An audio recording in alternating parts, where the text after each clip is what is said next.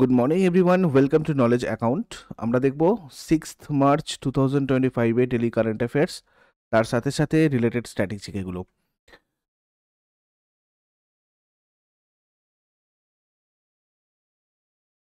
দেখো, আজকে প্রথম প্রশ্ন যেটা রয়েছে আমাদের, প্রধানমন্ত্রী নরেন্দ্র মোদী কোন রাজ্যে ভান্তারা প্রাণী উদ্ধার কেন্দ্রের উদ্বোধন করেছিলেন? ভান্তারা প্রাণী উদ্ধার কেন্দ্র, দেখো এটা গুজরাটে করেছেন প্রধানমন্ত্রী নরেন্দ্র মোদী। প্রধানমন্ত্রী নরেন্দ্র মোদী সম্প্রতি গুজরাটের জামনগরে বিশ্বের বৃহত্তম বন্যপ্রাণী উদ্ধার, পুনর্বাসন এবং সংরক্ষণ কেন্দ্র ভান্তার উদ্বোধন করেছেন। রিলায়েন্স ইন্ডাস্ট্রিজ লিমিটেড আর রিলায়েন্স ফাউন্ডেশন দ্বারা প্রতিষ্ঠিত এই অত্যাধুনিক সুবিধাটা রিলায়েন্স জামনগর রিফাইনারি কমপ্লেক্সের মধ্যে 3,500 একর জুড়ে বিস্তৃত। তাতে 2,000-এরও বেশি প্রজাতি থেকে প্রায় 1.5 লক্ষেরও বেশি উদ্ধার করা হয়েছে প্রাণী, মানে উদ্ধার করা প্রাণী এখানে আছে আর কি। তারপর 2025 সালের অস্কার পুরস্কারের সেরা অভিনেতা পুরস্কার কে পেয়েছে? সেরা অভিনেতা পুরস্কার পেয়েছেন অ্যাড্রিয়েন ব্রডি, অস্কার পুরস্কার 2025-এ। দীর্ঘ 22 বছর পর দ্য ব্রুটালিস্ট সিনেমার জন্য 97তম অস্কারের মঞ্চে সেরা অভিনেতার পুরস্কার জিতেছেন আমেরিকান অভিনেতা অ্যাড্রিয়েন ব্রডি।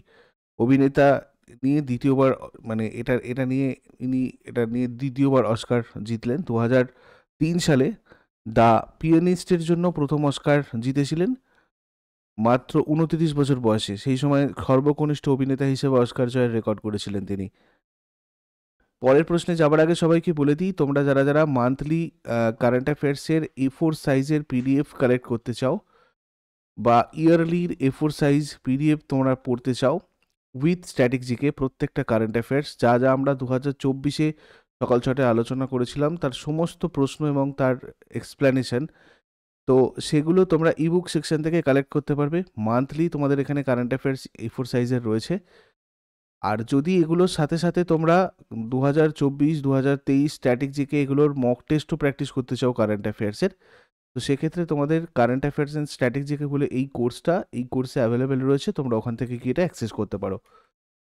আরআরবি এনটিপিসি বিগত বছরের 1200 প্রিভিয়াস ইয়ার কোয়েশ্চেন বাংলায় সম্পূর্ণ এক্সপ্লেনেশন, প্রত্যেকটা প্রশ্নের এক্সপ্লেনেশন সহ এটা তোমাদের টেস্ট সিরিজে আপডেট হয়েছে। তোমরা যারা যারা এটা করতে চাইছিলে, কমেন্ট করছিলে, তারা ওখান থেকে গিয়ে এটা দেখে নিও। আর যেমন তোমরা বাংলায় প্রিপারেশন নাও নলেজ অ্যাকাউন্ট অফিসিয়াল অ্যাপ থেকে, ঠিক সেরকমই নলেজ অ্যাকাউন্টের একটা সেকেন্ড অ্যাপ রেডি করা হয়েছে বিফোর এক্সাম। যারা যারা ইংরাজিতে কারেন্ট অ্যাফেয়ার্সের কথা বলেছিলে তাদের জন্য তোমরা গুগল প্লেতে গিয়ে সার্চ করে নেবে বিফোর এক্সাম নলেজ অ্যাকাউন্ট, দেখবে এখানে নিচে রয়েছে। এখানে তোমাদের জিকে আনলক এবং জিকে লুক ব্যাক এই দুটো PDF, তার সাথে টেস্ট পাস, নতুন এই ব্যাচটা আপডেট হয়েছে। এটাতে তোমাদের শুধু 7টা PDF থাকবে স্ট্যাটিক জিকের, আপ টু CGL থেকে শুরু করে CHSL, রেলওয়ে, SSCর সমস্ত পরীক্ষা। তার জন্য এই স্ট্যাটিক জিকের PDFটা তোমাদের হেল্পফুল হবে। এবং এর সাথে তোমাদের থাকবে টেস্ট পাস। এই টেস্ট পাসে তোমাদের UPSC, banking exam, state PSC, SSC exam, প্রত্যেকটা ডিফেন্স এক্সাম, CMAT, অর্থাৎ আমাদের ইন্ডিয়ান যত কম্পিটিটিভ এক্সাম রয়েছে সমস্ত পরীক্ষার প্রিভিয়াস ইয়ার কোয়েশ্চেন এবং মক টেস্ট তোমাদের এই টেস্ট পাসে রয়েছে। প্রায় 10 লাখ প্রশ্ন তোমরা এখানে প্র্যাকটিস করতে পারবে। আর তার সাথে সাথে GK unlock India GK, GK unlock world, GK unlock sports, GK unlock current affairs static, art culture, miscellaneous, আর লুক ব্যাক 2024 মানে হচ্ছে ইয়ারলি কারেন্ট অ্যাফেয়ার্স। এবং এগুলো সবকটা ইংলিশ ভার্সানে রয়েছে তোমাদের যারা যারা ইংরাজিতে প্রিপারেশন নিতে চাও। আর প্রত্যেকটা টেস্ট পাস এই A4 সাইজের এই PDF এর সাথে তোমাদের এখানে টেস্ট পাস অ্যাভেলেবেল দেখবে। তোমরা এখানে গেলেই প্রত্যেকটা ক্যাটাগরির এখানে মক টেস্ট তোমাদের কিন্তু রয়েছে। আর মান্থলি কারেন্ট অ্যাফেয়ার্সের মানে ইংলিশ ভার্সনের সাবস্ক্রিপশনও তোমরা এখানে নিতে পারবে উইথ টেস্ট পাস। তো ডিটেলসের জন্য অ্যাপটাতে ভিজিট করো, তোমরা গুগল প্লে থেকে এটা অ্যাভেলেবেল পেয়ে যাবে। বিফোর এক্সাম অ্যাপটা ডাউনলোড করে সেখান থেকে এগুলো অ্যাক্সেস করতে পারবে। আর নলেজ অ্যাকাউন্ট অফিসিয়াল অ্যাপে তোমাদের যে ব্যাচগুলো চলছে, railway group D, general studies foundation batch 3, নিপুণ ব্যাচ, পরিবর্তন ব্যাচ, বুলেট ব্যাচ, প্রাপ্তি ব্যাচ, এই সমস্ত ব্যাচে তোমাদের কিন্তু এই নাম্বারে যোগাযোগ করে কনসাল্ট করে যুক্ত হয়ে যেতে হবে যার যেটাতে প্রয়োজন। তারপর আমরা চলে আসবো 97তম একাডেমি পুরস্কার 2025-এ সেরা সহ অভিনেতার পুরস্কার কে জিতেছেন। তো দেখো এখানে জিতেছেন কিরান কালকিন। সেরা সহ অভিনেতার পুরস্কার জিতেছেন কিরণ কালকিন আর রিয়েল পেন ছবির জন্য। কাইরান কাইল কুইলকিন একজন আমেরিকান অভিনেতা। তারপর খেলো ইন্ডিয়া শীতকালীন গেমস 2025 এর দ্বিতীয় পর্ব কোথায় অনুষ্ঠিত হবে? গুলমার্গে অনুষ্ঠিত হবে 2025-এর দ্বিতীয় পর্ব খেলো ইন্ডিয়া শীতকালীন গেমসের। জম্মু আর কাশ্মীরের বিখ্যাত স্কি রিসর্ট গুলমার্গ 9 থেকে 12 মার্চ খেলো ইন্ডিয়া শীতকালীন গেমস 2025-এর দ্বিতীয় পর্বের হোস্ট করছে। প্রাথমিকভাবে 22 থেকে 25 ফেব্রুয়ারির জন্য নির্ধারিত ছিল। অপর্যাপ্ত তুষারপাতের কারণে অনুষ্ঠানটা স্থগিত করা হয়েছিল। গেমসের দ্বিতীয় পর্বে স্নো ইভেন্টগুলো ছিল alpine skiing, Nordic skiing, ski পর্বতারোহণ এবং স্নোবোর্ডিং। এইগুলো আয়োজন করবে আর কি এই ধরনের নতুন ইভেন্টগুলো। কিউইক 2025-এর প্রথম পর্ব লাদাখে অনুষ্ঠিত হলো। লাদাখ 4টে স্বর্ণপদক সহ 7টা পদক জিতেছে। 2025 সালের খেলো ইন্ডিয়া উইন্টার গেমসের পদক তালিকায় শীর্ষে ছিল লাদাখ।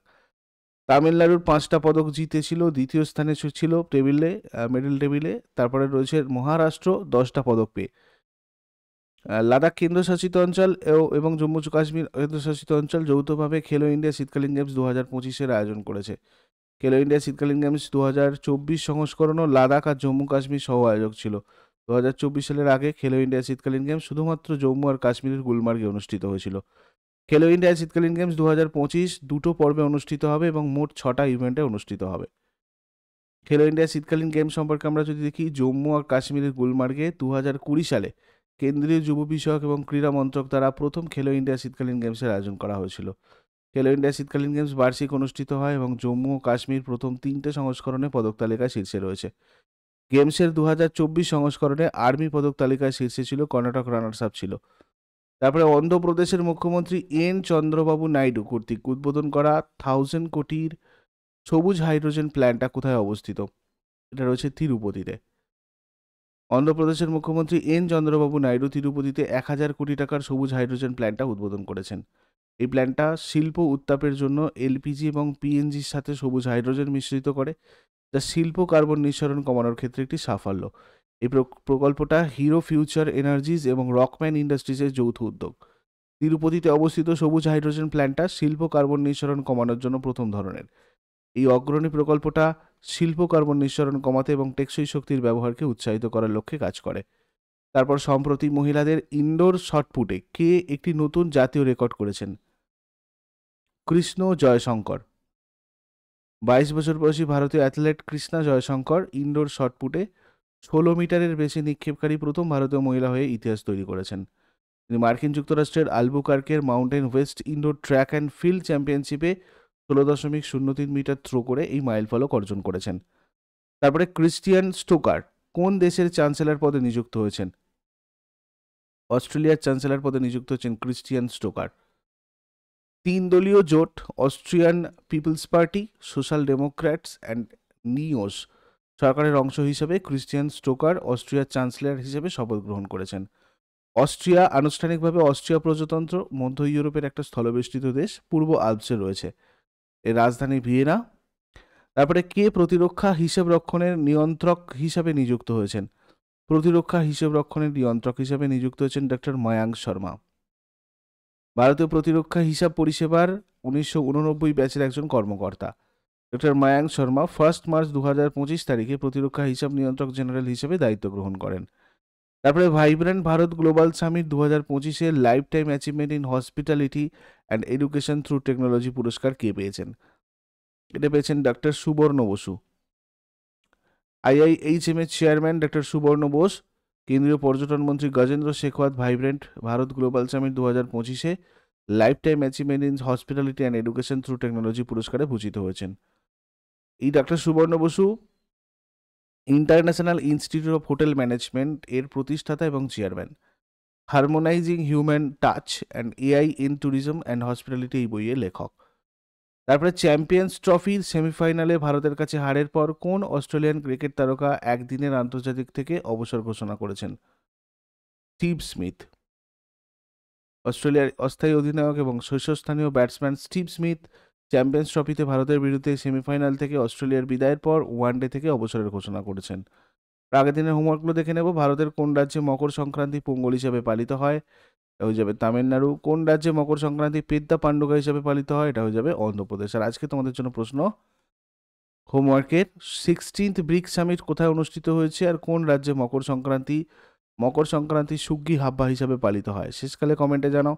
চট করে আগের দিনেরগুলো কুইক রিভাইজ করে নেব। যারা যারা লাইভে রয়েছে অ্যান্সার করার চেষ্টা করবে। 5th মার্চ 2025 এর কোয়েশ্চেন্স কি ছিল?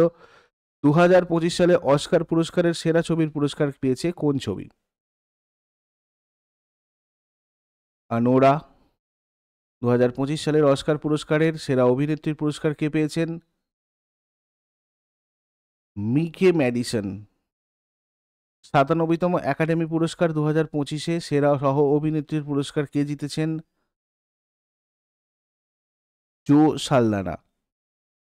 2025 সালের অস্কার অ্যাওয়ার্ড কততম? 97তম। ফোর্বস ইন্ডিয়া লিডারশিপ অ্যাওয়ার্ডসে কাকে আইকন অফ এক্সেলেন্স পুরস্কারে সম্মানিত করা হয়েছে? জয় সাহ। 18তম লোকসভা নির্বাচনের জন্য ইসিআই থেকে সার্টিফিকেট অফ এক্সেম্পলারি লিডারশিপ কে পেয়েছেন? অতুল দুলু। কোন রাজ্যে চাপচারকুর উৎসব পালিত হবে? মিজোরাম। 2025 সালে কান্স আন্তর্জাতিক ওপেন চেস টুর্নামেন্ট কে জিতেছিলেন? পা ইনিয়ান। 2025 সালের ফেব্রুয়ারি মাসে চাঁদের দক্ষিণ মেরু অন্বেষণের জন্য কোন ব্যক্তিগত কোম্পানি অ্যাথেনা নামক চন্দ্রযান উৎক্ষেপণ করেছিল? Intuitive machines. জাতীয় সুরক্ষা দিবস ন্যাশনাল সেফটি ডে কবে পালন করা হয়? 4th March. এগুলো ছিল আগের দিনের প্রশ্ন। ইউজফুল বলে মনে হলে লাইক করো, শেয়ার করো, কমেন্ট করে ফিডব্যাক জানাও। আর প্রতিদিন সকাল 6টার সময় ডেলি কারেন্ট অ্যাফেয়ার্সের আপডেটের জন্য নলেজ অ্যাকাউন্টকে সাবস্ক্রাইব করে বেল আইকন প্রেস করে অলে ক্লিক করে নাও। Thank you so much, take care, have a great day.